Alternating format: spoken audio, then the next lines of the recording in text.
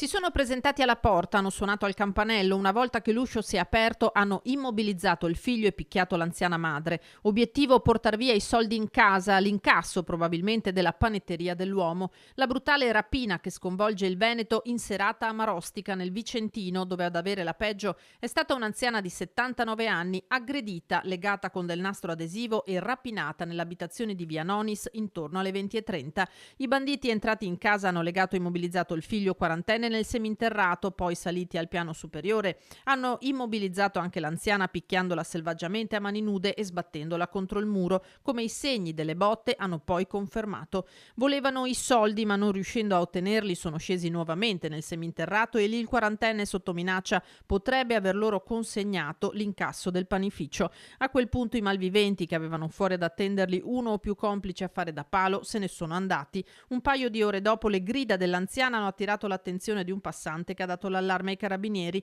La 79enne, cosciente ma in lieve ipotensione, è stata trasportata in codice rosso al pronto soccorso di Vicenza, dove è tenuta in osservazione in stato di shock. Il figlio è stato medicato a un braccio all'ospedale di Bassano. Il sindaco Matteo Mozzo si è detto profondamente sconvolto, auspicando che i responsabili vengano presto assicurati alla giustizia.